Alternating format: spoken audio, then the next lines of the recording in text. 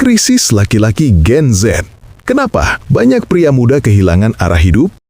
Tahukah kamu, kenapa semakin banyak laki-laki muda hari ini merasa tidak punya arah hidup?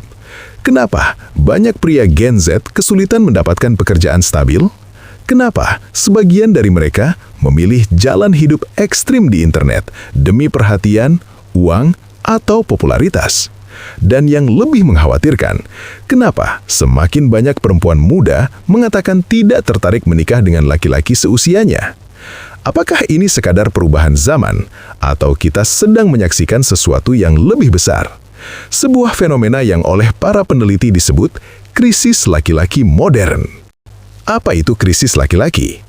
Tahukah kamu bahwa banyak ilmuwan sosial sekarang mulai membahas sesuatu yang disebut male crisis atau krisis laki-laki modern? Fenomena ini bukan hanya terjadi di satu negara. Penelitian menunjukkan gejala serupa muncul di Amerika, Eropa, Jepang, Korea, bahkan Asia Tenggara. Gejalanya hampir sama. Semakin banyak laki-laki muda yang sulit mendapatkan pekerjaan stabil, tertinggal dalam pendidikan, tidak menikah, kehilangan arah hidup. Pertanyaannya, kenapa ini bisa terjadi? Pekerjaan laki-laki banyak hilang. Tahukah kamu bahwa selama puluhan tahun, banyak pekerjaan tradisional laki-laki hilang dari dunia? Dulu, laki-laki mudah mendapatkan pekerjaan di pabrik, tambang, industri berat, konstruksi, manufaktur. Namun, revolusi teknologi dan otomatisasi mengubah semuanya.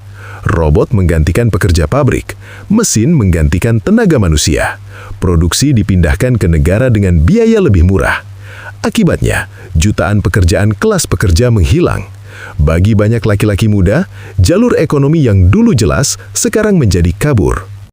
Laki-laki tertinggal dalam pendidikan. Tahukah kamu bahwa di banyak negara, perempuan sekarang lebih unggul dalam pendidikan? Data menunjukkan perempuan lebih banyak masuk universitas, lulus sarjana, menyelesaikan pendidikan tinggi. Sementara, banyak laki-laki muda justru kurang tertarik sekolah, lebih sering drop out, kehilangan motivasi akademik. Masalahnya, ekonomi modern sangat bergantung pada skill, pendidikan, dan teknologi. Tanpa itu, peluang kerja semakin sempit. Media sosial mengubah definisi sukses.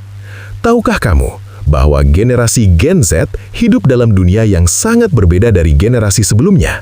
Setiap hari, mereka melihat di layar ponsel, influencer muda kaya, mobil mewah, rumah mahal, gaya hidup glamor.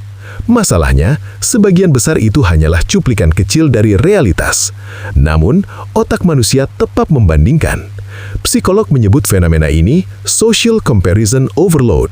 Ketika seseorang terus melihat kehidupan yang terlihat lebih sukses, muncul perasaan tertinggal, gagal, dan tidak cukup baik. Ekonomi perhatian internet. Tahukah kamu bahwa internet menciptakan sesuatu yang disebut attention economy? Artinya, di dunia digital, yang menghasilkan uang bukan selalu kerja keras, tetapi perhatian. Semakin banyak views, semakin banyak uang. Semakin viral konten, semakin besar peluang terkenal.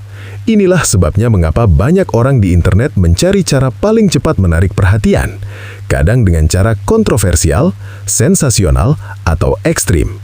Algoritma platform digital sendiri sering memperkuat konten yang mengejutkan, emosional, atau unik. Akibatnya, konten biasa sering kalah dengan konten yang mengguncangkan perhatian.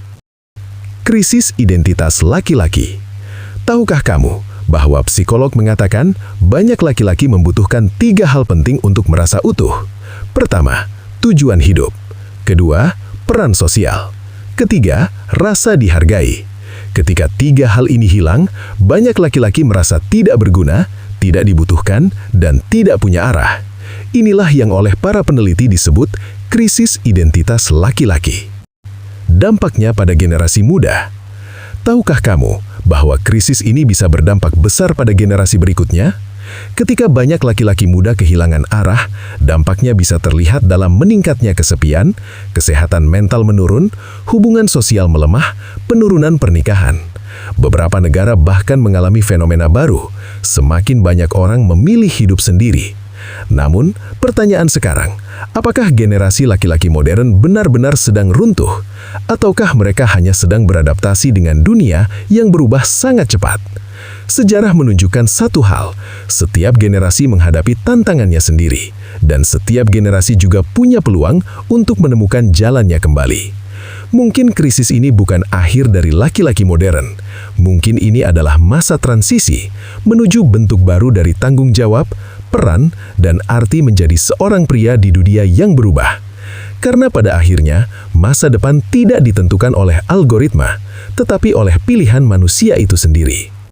Jika kamu suka konten seperti ini tentang fenomena sosial, sejarah, dan realitas dunia modern, like, komen, subscribe, dan sampai jumpa di video berikutnya di channel @gladiator neraka.